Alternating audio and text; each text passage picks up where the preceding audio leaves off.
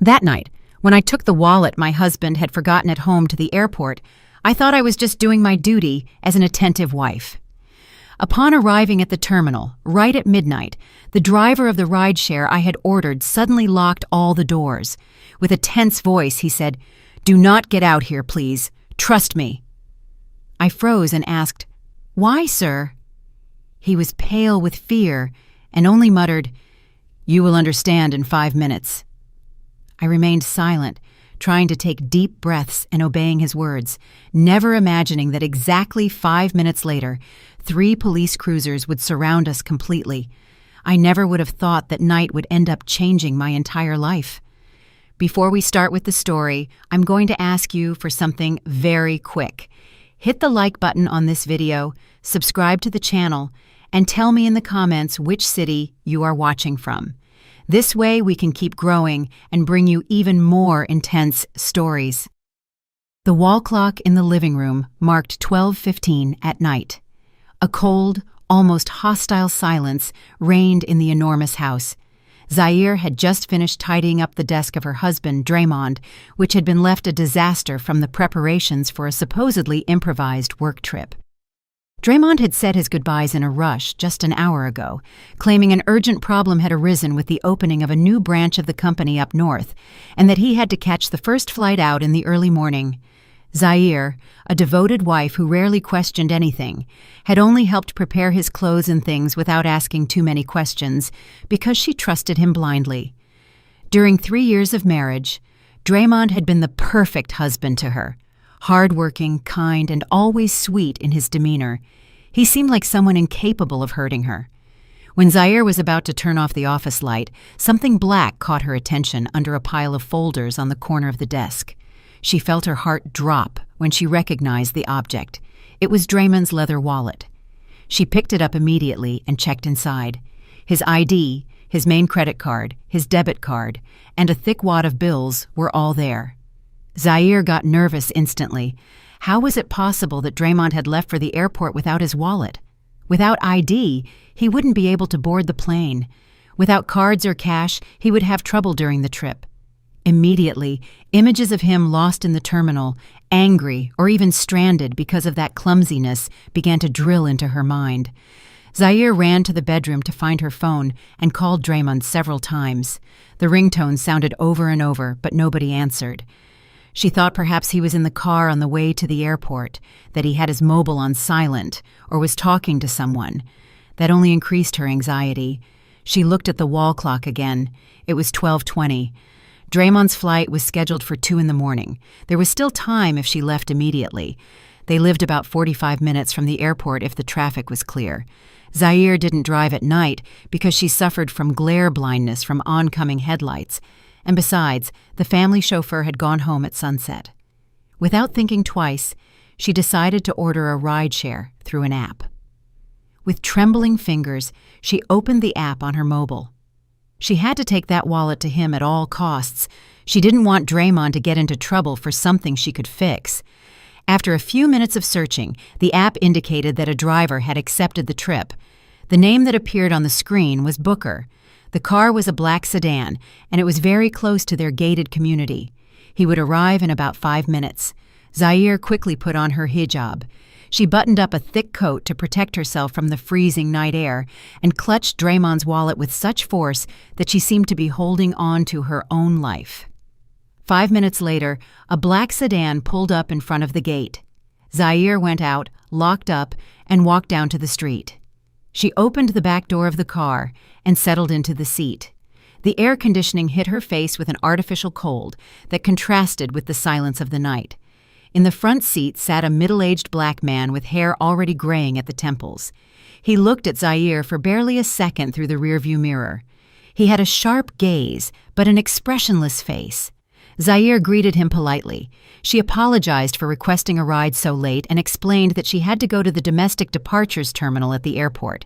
Mr. Booker only nodded his head without turning around and started the car slowly, leaving the zone of luxury homes behind. A strange silence reigned inside the car.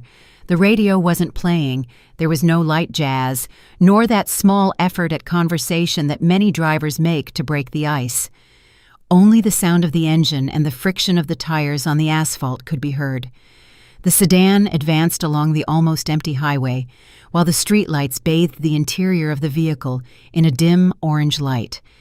Zaire kept looking at her phone screen, hoping Draymond would return the call, but the screen remained black. She sent him a quick text to let him know she was on her way to the airport to bring him his wallet, but the message remained on delivered without a read receipt. She thought maybe his battery had died or that coverage was bad on the route to the airport. She tried to calm herself down, leaned her back against the seat, and tried to regulate her breathing. However, there was something in Booker's behavior that was starting to unsettle her. Zaire noticed that the driver was looking in the rearview mirror too frequently, checking both her movements and what was happening behind the car. Every few minutes, his eyes met hers in the reflection. That insistence made her feel uncomfortable. She adjusted her coat, hugged her purse where she had stored Draymond's wallet, and felt a pang of fear. Suddenly, all the news stories about crimes committed in rideshare cars she had read on social media came to mind. She was a woman alone, in the middle of the night, in a car with a stranger on a deserted highway. She tried to push those thoughts away, repeated prayers in silence, and told herself that surely Booker was just a serious, quiet, and tired man. To distract herself, Zaire turned toward the window. The tall buildings of downtown faded behind them, replaced by the darker open areas typical of the road leading to the airport. The car's speed was steady, neither too fast nor too slow. Booker drove with an almost exaggerated prudence, changing lanes over and over as if avoiding other vehicles, even though there was barely any traffic. An hour later, the intense lights of the airport began to glow in the distance. Zaire exhaled, relieved. She checked her phone. It was 1 o'clock exactly. There was still an hour left before Draymond's flight took off. She was convinced he would be at the check-in area, nervously looking for his wallet. She imagined his face of relief upon seeing her arrive with it and smiled, feeling proud to be such an attentive wife. The car entered the airport zone. Booker seemed to be heading toward the usual departures area, where the lighting was bright and there were always people coming and going. However, instead of stopping in front of the main lobby, he kept moving slowly until the very end of the passenger drop-off zone. That end was almost in darkness, with several streetlights burnt out, and it was much more solitary. Zaire frowned. She was about to ask the driver to stop at the central entrance, but her words froze when she saw Booker's expression in the mirror. The man's face was tense, beaded with cold sweat, as if he were holding his breath. The car stopped next to a large concrete column that separated the public zone from the VIP parking area. There was nobody outside, no sky caps, no other passengers, no visible security guards, only the darkness and the cutting wind of the early morning. Zaire felt goosebumps rise on her skin. Her instincts screamed that something was not right. She wanted to open the door as soon as the vehicle came to a full stop to run toward the illuminated interior of the terminal and find Draymond. She placed her hand on the handle and pulled, but the door didn't budge. She tried again with more force. Nothing. She tried to open the other side. The same. The doors were locked from the central control next to the driver's seat. A scorching panic invaded her chest. She began to gasp. She banged on the window to get the attention of anyone passing by, but the place remained deserted. Between sobs, she shouted at Booker, asking why he had locked the doors, demanding that he open them immediately. He didn't move. He gripped the steering wheel with such force that his knuckles had turned white. He didn't turn to look at her at any moment. His eyes were fixed on the dark sidewalk to the side of the car, as if he expected something terrible to emerge from there. Zaire broke down in pleas. She offered him money, jewelry, her purse, Draymond's wallet, anything as long as he let her go. It was then that Booker spoke with a deep voice, very serious and different from the beginning. "You are not getting out here, Zaire. I forbid it. Please believe me," he said, without taking his eyes off the exterior. Those words, instead of calming her, drove the terror even deeper. How could she trust a man who had her locked in a car in the middle of the night in front of an almost deserted airport? She broke down crying inconsolably and asked between sobs why he was doing this to her. Booker turned just a little. His features reflected genuine panic, but a steely determination shone in his eyes. He assured her that in 5 minutes she would understand everything, and that until then, her life depended on her not disobeying. Zaire's body began to tremble uncontrollably. She curled up in the back seat, hugging her purse, unable to decide if she should keep screaming or stay still to not provoke something worse. The seconds turned into eternities. Zaire fixed her gaze on the digital clock on the dashboard, watching as the minutes advanced in slow motion. 1, 2, 3. The silence inside the car was suffocating, while outside, the darkness seemed to hide a crouching predator. Booker kept watching the mirrors intently, as if monitoring an invisible enemy. When the counter changed to the 5th minute, the world shattered all at once. From the front and the back, 3 police cruisers appeared out of nowhere with sirens wailing and blue and red lights illuminating the forgotten corner of the terminal. They surrounded the sedan and blocked any exit. Zaire let out a stifled scream, convinced for a moment that they were coming to arrest the driver. She felt a glimmer of relief. She thought they had rescued her from a kidnapping. Several officers in bulletproof vests got out of the cars, armed with rifles. They moved with speed and military precision. Zaire ducked, fearing a shootout would erupt. She heard shouted orders over the loudspeakers, commanding someone to get down and surrender immediately. She closed her eyes and covered her ears, wishing for it all to end soon. But to her surprise, the police didn't aim at Booker's sedan. They passed right by, rounded the large concrete column next to the car, and pounced on a silhouette that was hidden in the darkness, exactly in the spot where the rear door would have been if Zaire had been able to get out. She dared to lift her head just a little. The officer subdued a man wrapped in a thick black coat with a cap pulled down to his eyebrows. The individual tried to struggle, but the numerical difference was overwhelming. They threw him to the ground and twisted his arms behind his back to handcuff him. From one of his pockets fell a folding knife and a handkerchief apparently soaked in liquid. An officer picked up the handkerchief with gloves and put it in an evidence bag. Even from the car, Zaire perceived a penetrating chemical smell that made the hair on the back of her neck stand up. Chloroform. At that moment, another officer opened the driver's door of the sedan from the outside and spoke to Booker through the window in a respectful tone, as if they knew each other from before. He informed him that the target had been detained and that the situation was under control. Booker nodded, finally letting out a sigh of relief, and deactivated the central lock. The click of the lock sounded like music of liberation to Zaire. Still trembling, Zaire asked what was happening and why they had caught that man.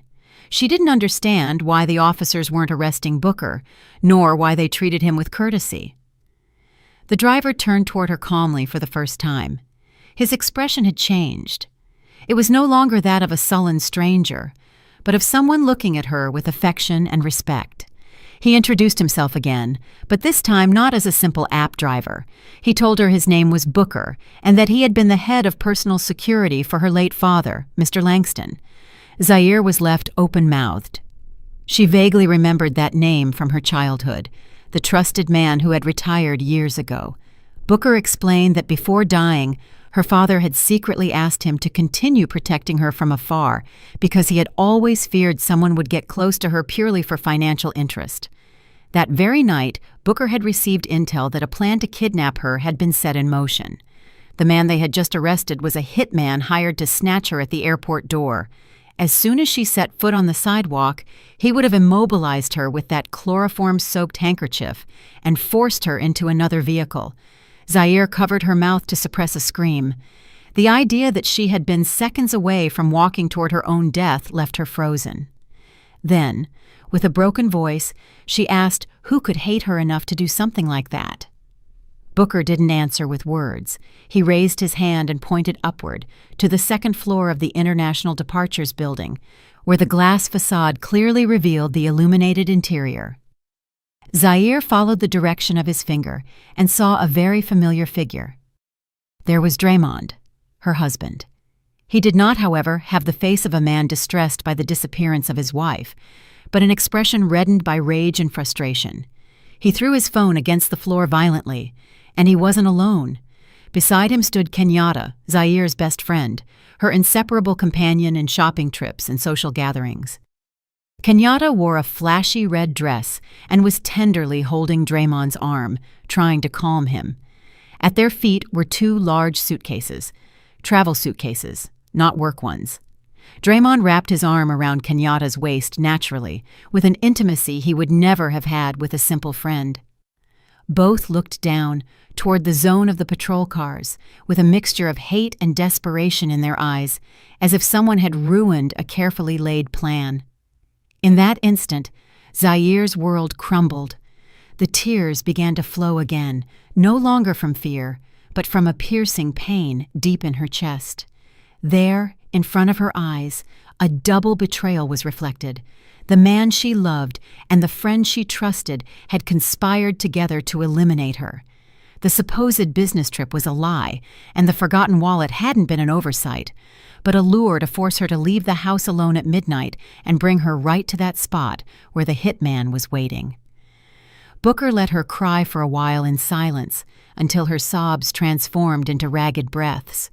Then he started the car again and drove away from the airport, that stage where a part of Zaire had died forever. As they merged back onto the highway, Booker asked her to open Draymond's wallet again. Zaire obeyed with hands still trembling. The ID and cards were still there. Upon taking out the cash, she noticed something strange between the bills. A paper folded with great care. It wasn't a simple receipt, but a one-way plane ticket abroad in the names of Draymond and Kenyatta. Behind the ticket, another paper was even more disturbing. A recent life insurance policy in Zaire's name for an amount equivalent to hundreds of thousands of dollars, with Draymond as the sole beneficiary. Suddenly everything clicked. He didn't need that wallet because he already carried the passport and the tickets that really mattered in his pocket. He had left the wallet on purpose to force her to go to the airport. If the kidnapping went well, they would murder her, her body would disappear, and Draymond could report her missing to later collect the insurance and live like a king with Kenyatta in another country. Zaire squeezed the documents with rage, but alongside the horror, something new began to be born inside her. The blind love she had held for Draymond over those 3 years was pulverized in a matter of seconds, giving way to a cold, sharp fury very different from the desperate crying. She looked at herself in the vanity mirror of the car and barely recognized the woman she saw. She was no longer the meek and trusting wife of that morning. Booker, seeing that change in her eyes through the mirror, understood that Zaire was ready to go from victim to strategist. He told her that Draymond didn't know she had discovered everything. From her husband's point of view, the only thing that had happened was that the kidnapping had failed due to an unforeseen police operation. That ignorance of Draymond's was Zaire's greatest advantage. He still believed she was naive, oblivious to any suspicion. Booker recommended she return home and pretend nothing had happened, that she had never gone to the airport. They needed time to prepare a response, protect Zaire's assets, and gather evidence. The old version of her, the blind and compliant woman, was buried that night in the airport parking lot. A new Zaire surfaced, willing to exact revenge with patience and precision. Booker's black sedan advanced slowly, as if crossing a bridge between two worlds, that of naivety and that of lucidity. Inside the car, the silence returned, but it was no longer the discomfort of before, but a dense calm charged with pain and determination. Zaire kept hugging her purse as if it were a life vest in the middle of the storm that had devastated her life in less than an hour. Her tears had dried, leaving a rough sting on her skin. She watched the highway illuminated by a sad yellow light, while her mind went over everything she had seen and heard again and again. Booker, with a serene and fatherly voice, considered it was the moment to give her context. He confessed that he had been observing Draymond's movements with concern for 6 months. Through old contacts in the police and private security, he had found out that a well-known young businessman had gotten into debt with illegal online gambling for a huge sum, exceeding $200,000. That businessman was Draymond, At first, Booker didn't want to believe it, but the evidence piled up. There were reports about pawning small properties, discreetly, without notifying Zaire. Draymond's behavior had become more hermetic, more nervous. Zaire remembered with a knot in her throat all the times he had complained about blocked projects or delinquent clients to justify needing to sign urgent documents with her and withdraw money from the joint account. Now she understood that it wasn't the business devouring that money, but the gambling. She felt clumsily guilty, as if she had failed her father's legacy, who had left her the company and properties to care for. She had allowed a wolf in sheep's clothing to sleep beside her every night, devouring her future little by little. Booker then asked her to check the wallet again with more attention. Zaire slid her fingers through a compartment so narrow it was barely noticeable behind the card slots. There, she found a very folded paper, a power of attorney transferring the title of the main house and a valuable estate in the center of the city from her name to Draymond's. The signature that appeared at the bottom was Zaire's, or at least it looked like it. She knew immediately she had never signed that document. Booker explained that Draymond had probably forged her signature or slipped that paper in among other documents when she was tired or distracted. The plan was so meticulous, it was scary.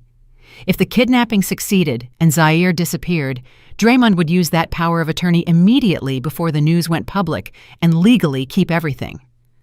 Zaire crumpled the paper with rage. Not an ounce of affection remained in her chest. She remembered Draymond's sweet smile when saying goodbye that night, thinking that in a few hours she would be dead. She swore to herself she would not let herself be fooled like that again. She looked at her own reflection in the car window and decided that the weak woman she had been until then ended there. In honor of her father's memory and out of respect for herself, she would not allow Draymond and Kenyatta to win even one more inch. Booker, seeing that resolve, began to outline a plan. The first thing was to return home before Draymond returned frustrated from the airport. The official story had to be very simple. Zaire had found the wallet at home in a plausible place so that Draymond believed she had not set foot outside. The ride back seemed shorter than the ride there. The streets of Atlanta were almost empty at 2 a.m, a perfect setting for Zaire to order her thoughts. She wiped away the remnants of tears, fixed her hijab in the small mirror, and practiced a smile.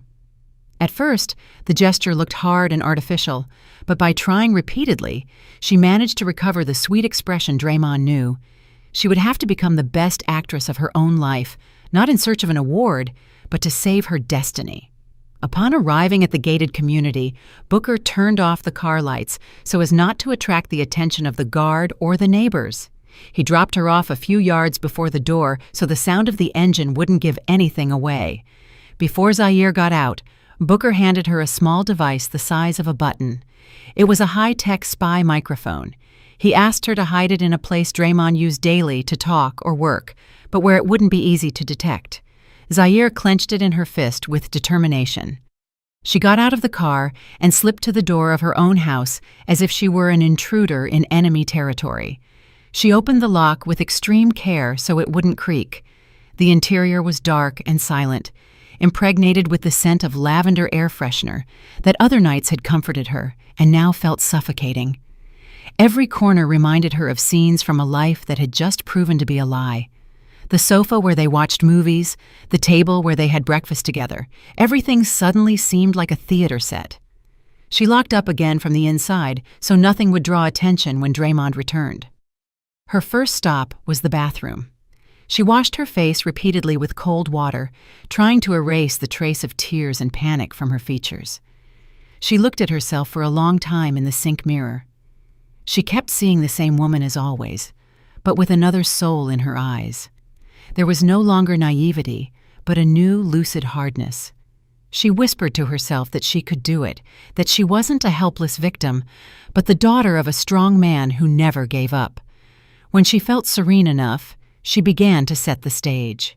Zaire took Draymond's wallet to the living room and meditated on where it would be most logical to find it. It shouldn't be hidden in an impossible place, but not so visible that it looked placed on purpose. After a few seconds of reflection, she decided to leave it half wedged in the crack between the sofa cushion and the armrest.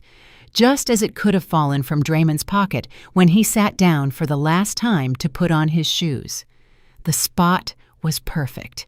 Then she sat on that same sofa, turned on the television with the volume very low, left a magazine in her hands, and settled in as if she were reading until she fell asleep. The clock struck 3 when she heard a car engine approach and stop in front of the house. She forced herself to close her eyes and breathe slowly and regularly, mimicking sleep.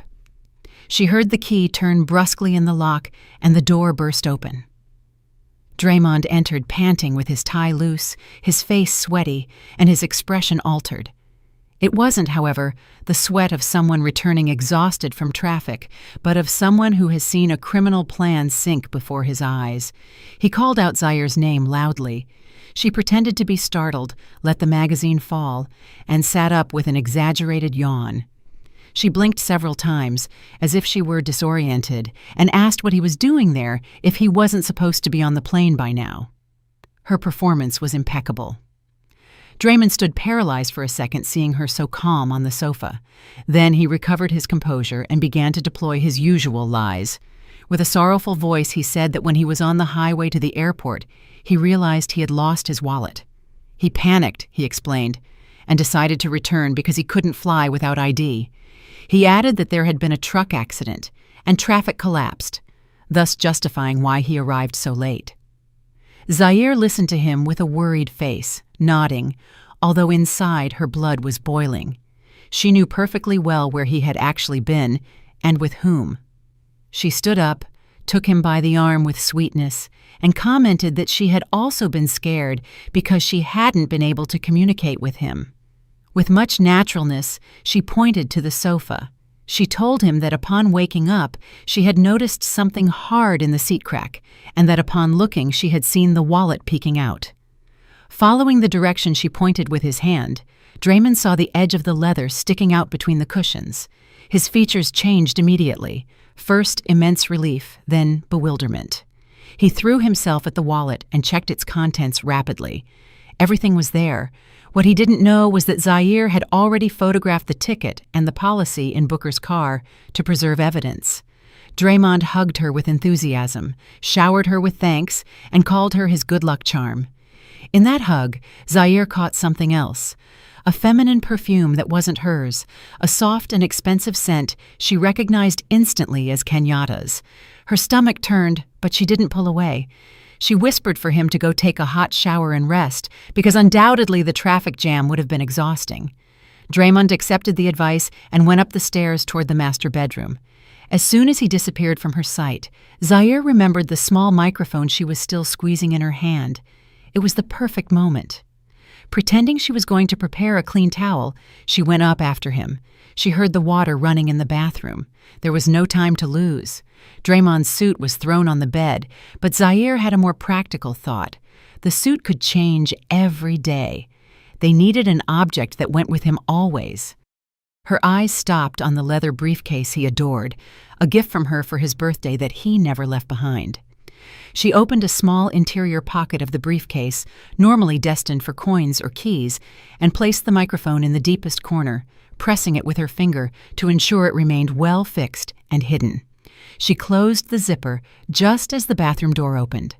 Draymond came out with only a towel around his waist. Zaire turned with a tender smile and handed him the clean clothes she had prepared, as helpful as always. He kissed her on the forehead without imagining that from that moment, every important conversation he had with that briefcase nearby would be recorded. That night they slept in the same bed, but with their souls on opposite poles. Draymond fell into a deep sleep, convinced his failed plan had passed without leaving a trace, and perhaps planning a new strategy with Kenyatta. Zaire, on the other hand, remained awake, staring at the ceiling of the room. She was wearing discreet earphones connected to the spy microphone app on her mobile.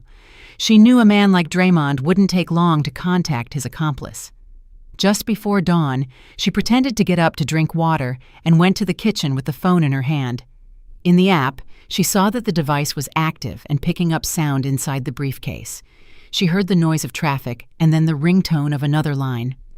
Draymond was using a burner phone hidden in the briefcase to call someone. As soon as a female voice answered on the other end, Zaire felt a chill. It was Kenyatta. The conversation that followed was anything but romantic. There were no sweet words, but insults, reproaches, and panic. Draymond cursed the police and the operation that had ruined his plan at the airport. He shouted that the deadline to pay his gambling debts ended the next day, and that he owed more than $200,000. If he didn't pay, the thugs working for the loan shark would come to his house and office, ruining his reputation and perhaps sending him to jail. Kenyatta, as nervous as he was, but more calculating, reminded him of the alternative plan, the old warehouse inherited from Zaire's father, where they believed gold bars and deeds to land not yet titled were kept. The problem was the same as always. Only Zaire knew the code to the safe that, according to rumors, was there. Kenyatta insisted that Draymond must get the combination in any way, deceiving, pressuring, or taking advantage of some weakness. He accepted the idea and said that this very afternoon he would go home loaded with gifts to soften her up. Hearing all that was the final push Zaire needed. She hung up and, without wasting time, called Booker. Half an hour later, the black sedan was in front of her door again. Zaire got into the car with a backpack in which she carried important documents she had taken from a small safe in her bedroom. She was pale, but her eyes burned with a mixture of pain and firmness. She told Booker every detail of the call. He listened in silence and then told her the first step was to protect her money and assets before Draymond made any desperate move. Together, they headed to the bank and her father's trusted attorney. At the bank, Zaire transferred most of the money from the joint account to a new account in her name and blocked the additional cards Draymond used, claiming the wallet had been lost and she needed to cancel them for security. At the attorney's office, she signed an asset protection document that would make it enormously difficult for any attempt to dispose of her properties without her presence. Booker stood by her side, acting like a surrogate father, accompanying her in every procedure. By noon, Zaire felt a little stronger. She had just closed at least one of the main avenues by which Draymond sustained himself financially. That same afternoon, Draymond made good on his threat. He arrived home early with a huge bouquet of red roses and a small pharmacy package. Zaire received him with a surprisingly convincing smile, appearing flattered by the gesture. He handed her the flowers, kissed her on the cheek, and gave her the package, explaining that it was a supplement of imported vitamins, very expensive, that he had bought just for her because he had seen her looking tired and pale lately. "I worry about your health," he said with his best attentive husband voice. Zaire held the bottle in her hands, feeling a tingle of alarm. When Draymond went to the bathroom to freshen up, she opened it with caution. The seal looked tampered with and poorly reglued. She emptied a capsule into her palm. Its appearance didn't match that of ordinary vitamins and had a delicate white powder on the surface. During dinner, Draymond insisted several times that she take a capsule in front of him. He watched her with a scary intensity, as if expecting an immediate effect. Zaire, with cunning, got up from the table saying she was going to get a glass of water. In the kitchen, she threw the capsule down the sink drain and popped a mint candy of similar size into her mouth. She returned to the table, placed it on her tongue, and swallowed it in front of Draymond's eyes. He smiled satisfied, believing he had taken the first step to poisoning her little by little. In the following days, Zaire kept getting rid of the contents of the bottle in the toilet, leaving only the empty container so it looked like she was taking it with discipline.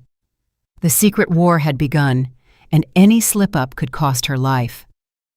3 days after that poisoning attempt, Draymond was starting to unravel.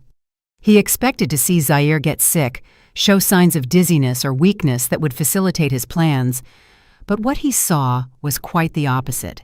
She got up early, did stretches in the garden, cooked healthy meals, smiled, and sent him off with kind words. This made him even more nervous, while the gambling creditors kept harassing his phone with increasingly explicit threats. Zaire, seeing that the pressure on him was increasing, decided the moment had come to move to psychological counterattack. She had to push him to make mistakes that would incriminate him even more. She called him at the office mid-morning with a cheerful tone. She told him she had been reflecting and wanted to celebrate that he was calmer after the scare of the lost wallet, and also thank him for how hard he worked. She planned to organize a special dinner at home. As the cherry on top, she confessed she missed her best friend Kenyatta, whom she hadn't seen in a while, and asked if he thought it was a good idea to invite her too. On the other end of the line, there was a brief silence. Draymond must have debated between the risk and the opportunity. Having his mistress and his wife under the same roof was dangerous, but it could also serve to manipulate both of them together.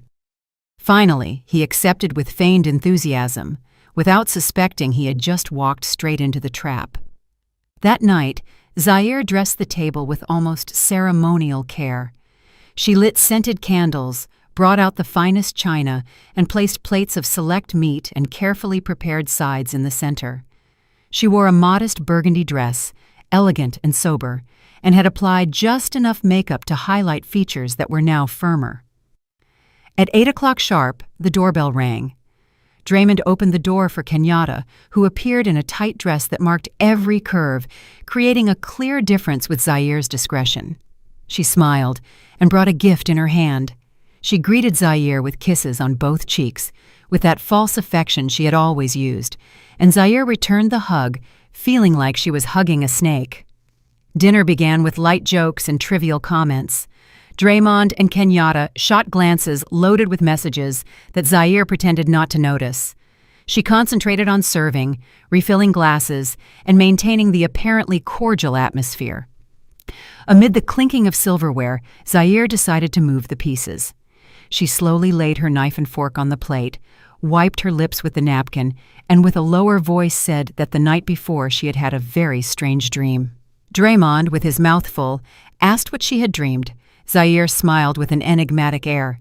She recounted that in the dream there was a rich woman with a charming husband and a very close friend, but secretly that husband and friend were conspiring to murder her for her inheritance. The details she added were so precise they turned blood to ice. She spoke of a fake work trip, of a hitman with chloroform at the door of an airport, of adulterated vitamins. Kenyatta's face lost all color. Her fork slipped from her hand and clattered against the plate. Draymond choked on a piece of meat and started coughing desperately, drinking water in large gulps. The air in the room became thick. The two looked at each other sideways, trying to guess how much Zaire knew. She, after a calculated pause, let out a light laugh and said that luckily it had only been a dream because it was impossible for a husband as loving as Draymond and a friend as good as Kenyatta to do something so monstrous. Her words, soft in form, cut like a scalpel. Before they could regain control, Zaire launched the final strike. She said that dream had made her think a lot about death and that, driven by a kind of spiritual enlightenment, she had gone that very day to the attorney. She commented with a serene gesture that she had completely modified her will. She explained that if she died suddenly or in dubious circumstances before the age of 60, 100% of her assets, including the house, the land, the bank accounts, the stocks, and the contents of the family safe, would be donated automatically to a foundation for orphanages and a cancer charity. Neither her husband nor any other relative would receive a single dollar. She justified her decision by saying Draymond was a capable man who could earn a living by himself without depending on an inheritance. The room was plunged into a brutal silence. Draymond went rigid, staring into space, as if someone had yanked the floor from under his feet. Kenyatta opened her mouth, but found no words. All the effort to eliminate Zaire and keep her money had been neutralized in an instant. Killing her no longer made sense. If she died, they would have nothing to inherit beyond their own debts. Zaire looked at them, tilted her head, and with a sweetly poisonous smile, asked if they saw anything wrong with her decision, if perhaps it wasn't worthy to destine it all to charity. Draymond stammered that it was an exaggerated reaction, and that she had to think about the family's future.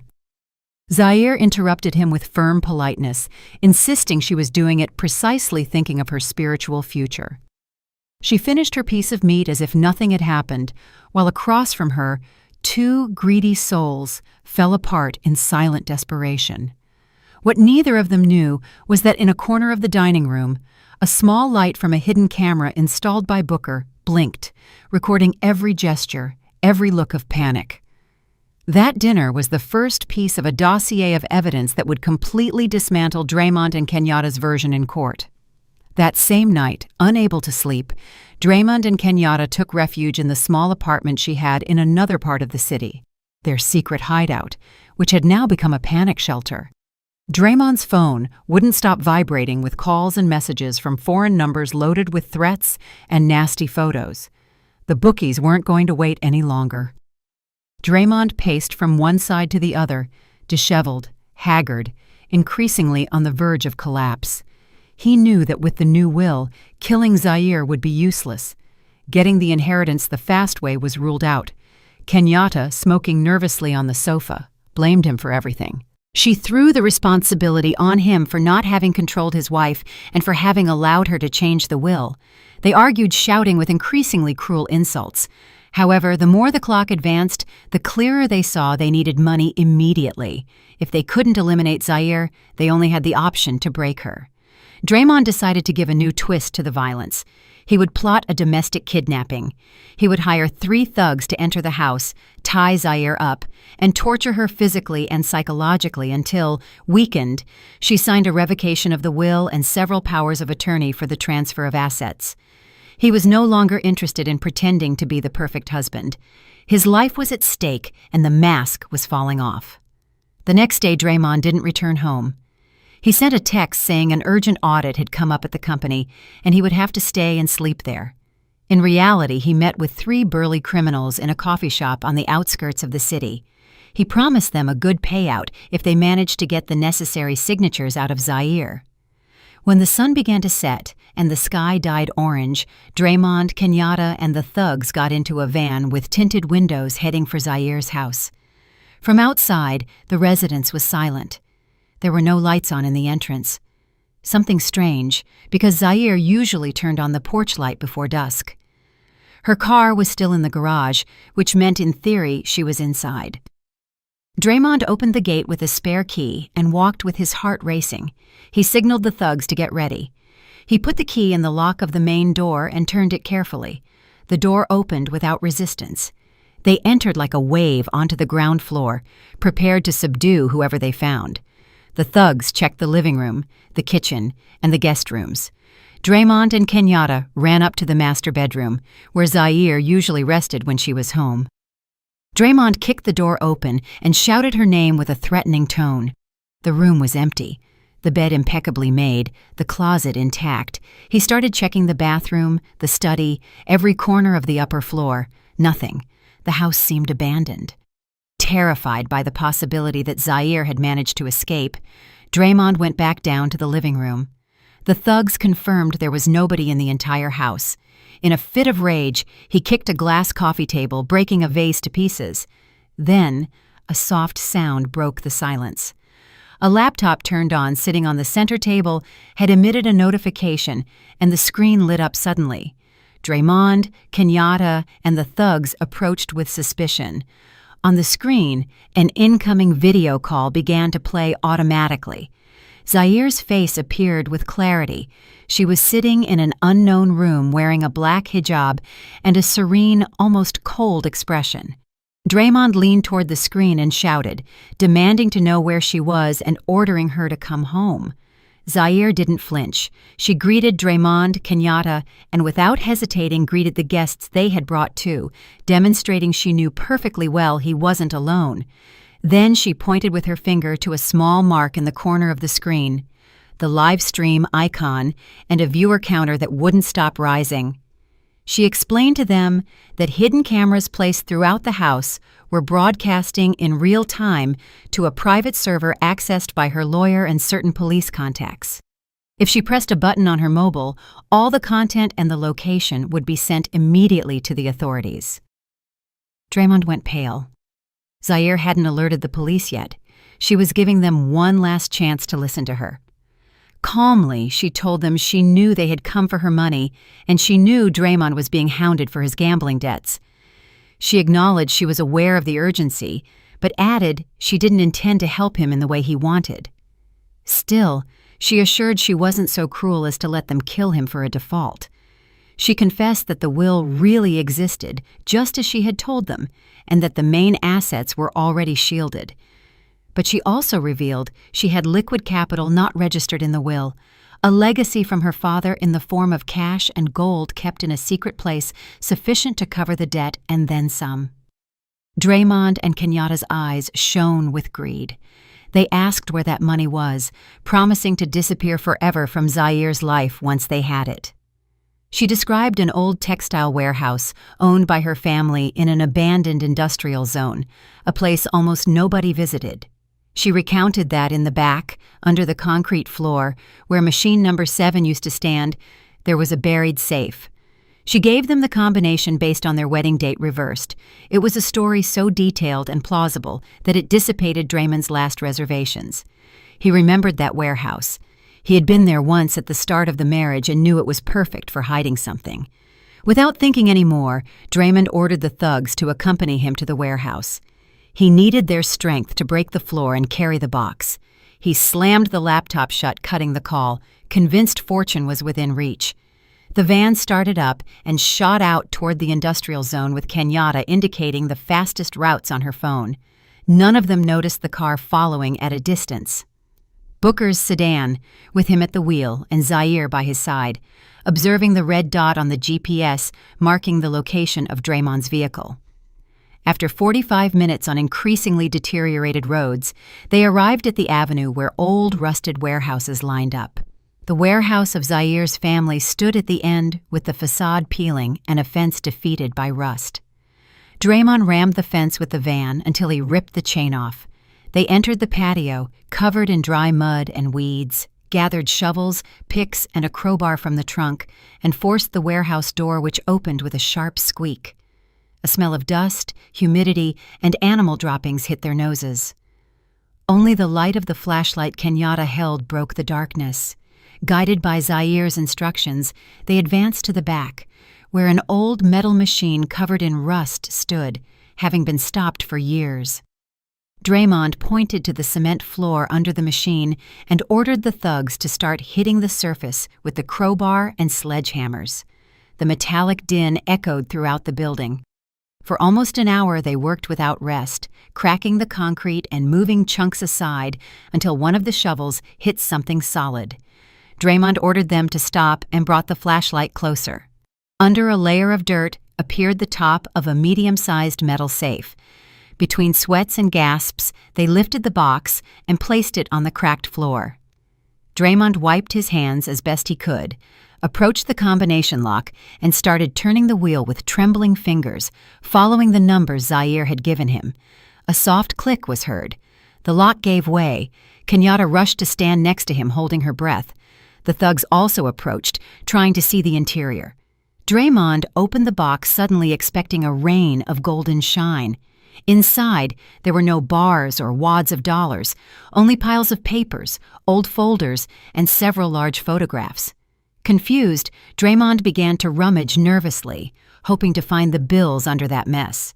What he found were copies of his gambling debt documents with all the transaction data. There were also receipts of money transfers from Zaire's account to his and to Kenyatta's over the last 2 years. And as if that weren't enough, the photos showed Draymond and Kenyatta entering hotels, dining together, and hugging at the airport. On top of everything, a white envelope with perfectly recognizable handwriting, Zaire's.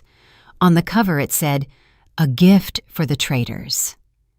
Draymond opened the envelope with shaking hands. On the sheet, barely a sentence. "The treasure you seek is not here. What is in this box is the evidence of everything you have done. Enjoy it. The police are on the way." Just then, a powerful beam of light flooded the interior of the warehouse through the broken windows and the cracks in the door. Police sirens began to wail a few yards away. Several loudspeakers shouted clear orders indicating the building was surrounded and nobody should move. Draymond let the paper fall, feeling his legs go weak. Kenyatta started screaming and hitting him in the chest, calling him an idiot. The thugs tried to flee toward a back exit, but the door flew inward under the ram of a SWAT team. In a matter of minutes, everyone was pinned against the cold cement floor with hands cuffed behind their backs. The greed that had led them there had ended in a dry blow of reality. The light of the police floodlights turned the warehouse into a surgical stage where no shadow could hide anything anymore. In the middle of the chaos, the main door of the warehouse opened softly and the officers made a corridor. The sound of heels resonated on the cement. Zaire appeared, impeccable, in a light-colored coat and her hijab perfectly placed. Behind her advanced Booker, proud, with a satisfied gesture. Draymond and Kenyatta on the floor looked up and saw her as if she were the very personification of destiny coming to settle accounts. There was no trace left of the submissive wife they knew. In front of them stood a woman who had regained control of her life. Draymond tried to crawl toward her crying, asking for forgiveness, saying it had been a mistake, that he was confused, that Kenyatta had manipulated him, that deep down he loved her. He knelt, tried to kiss the tips of her shoes. Kenyatta, seeing that scene, let out an insult and also started begging, assuring she had only followed Draymond and couldn't bear to go to prison. Zaire took a step back so as not to let herself be touched. She looked at them with a mixture of pity and repulsion. She asked Draymond if he remembered the night at the airport when he watched her from the window, waiting for a hitman to end her life.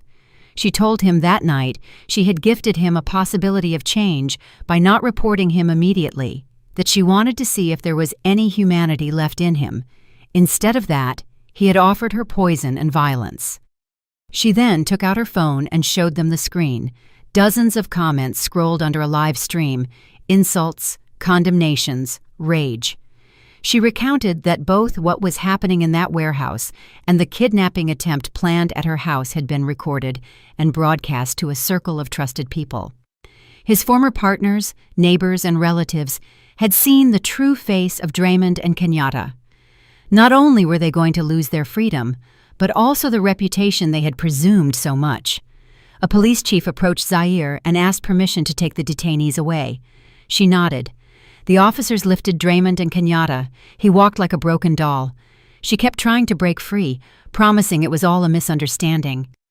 When the cars left and the warehouse recovered the gloom, Zaire took a deep breath for the first time in many days. She looked at the safe, open, full of papers and photos, and understood it was a perfect metaphor for her marriage. A container that from the outside seemed solid and valuable, but inside was full of trash. She turned toward Booker, who waited for her by the door, and nodded. It was time to go home, this time for real, to a house that little by little would stop being contaminated by the poison Draymond had spilled over it. 6 months later, Zaire's life was different. The trials against Draymond and Kenyatta proceeded rapidly. The audio recordings, the camera videos, the documents found in the safe, and the bank movements painted a picture so clear that their lawyers found it impossible to build a credible defense. The judge sentenced them harshly for attempted murder, fraud, scamming, and forgery of documents. Draymond was sent to a maximum security prison. There he discovered his creditors also had friends among the inmates. His days filled with threats, extortions, and beatings. His expensive suits and aura of a respectable man had been left behind. He was just another skinny guy with wild eyes, without honor or future. Kenyatta, for her part, was held in a women's prison where word soon spread that she had participated in a plan to murder her best friend. The contempt of the inmates was immediate. The flirtatious and haughty woman Zaire had known became a shadow who washed other people's clothes in exchange for a little protection. Every night she repented between tears, but guilt changed nothing anymore. The place she could have occupied beside a loyal friend she had replaced with a cell and a life marked forever. Zaire, on the other hand, dedicated those months to rebuilding herself. She renovated the house, changed furniture, colors, and layout. She removed every trace of Draymond's decisions and filled the rooms with light and life. The dwelling stopped being a stage of lies to become an authentic home. She also took care of the company inherited from her father. Accompanied by lawyers and advisors, she detected and expelled those who had collaborated with Draymond in shady maneuvers. She implemented new controls, fostered a culture of transparency, and discovered that in reality, she had a great talent for business. She wasn't just the owner's daughter, she was the director guiding the company toward a new stage of growth. Her figure became known in business circles. She began to be invited to talks and seminars on female leadership. She told her story with discretion, without naming names, focusing on how a woman can overcome betrayal and take the reins of her destiny. The hijab she wore with elegance wasn't just a garment of faith, but a symbol of the strength she had found within herself. Her employees looked at her with genuine respect, not out of fear, but because they saw in her someone who had fallen to the bottom and had risen without renouncing her dignity. One bright morning, Zaire arrived at the same airport where her life had been about to end. This time, however, she went with a light heart and a small travel suitcase. She wore a comfortable and elegant outfit in soft tones, with sunglasses and a calm smile. Booker accompanied her to the VIP boarding area. He was no longer just her father's former security man. He was her right hand in the company, and above that, a member of the family Zaire had chosen. Stopping near the concrete column where months before they had wanted to kill her, Zaire looked at the spot sideways. The memory didn't hurt anymore. It only reminded her how far she had come. Booker asked her almost with fatherly pride if she was ready for the trip. Zaire nodded. She held in her hand the tickets for Umrah, the minor pilgrimage to Mecca, and a subsequent visit to Turkey, the trip she had always dreamed of taking as a couple, and that now she was going to enjoy alone from a conquered freedom. She thanked Booker for everything he had done for her, telling him that for her, he wasn't just a protector, but a true guardian angel sent by her father from memory. He got emotional with misty eyes. She then turned toward the international departures door, took a deep breath, and advanced. The flight screens announced her plane would leave on time. It was a detail that seemed almost symbolic to her. Her life, finally, was following the course she herself had chosen, and not the one another had tried to impose on her. While standing in line at immigration, Zaire allowed herself to close her eyes for a few seconds, silently giving thanks for having survived those 5 minutes in which a simple "don't get out of the car" saved her life. Draymond and Kenyatta were left behind like a dark chapter of a book that had already finished. What awaited her on the other side of the door was a future full of possibilities. When the agent stamped her passport and she crossed the checkpoint, she knew it was the definitive closure of that story. The night she was almost a victim had transformed into the starting point of the woman she was now. Zaire walked toward the boarding gate, pushing her suitcase with a firm step, ready to write the next chapters of her life with her own hand. Did you like the story, and which city are you listening from? Let's meet in the comments. If you liked the story, you can support me by sending a super thanks so I can keep bringing more stories like this. Thank you so much for your sweet support. I'm looking forward to your comments on the story. On the screen, you can see 2 new life stories that I highly recommend. There's so much more on my channel. Don't forget to subscribe. See you in the next life story. With love and respect.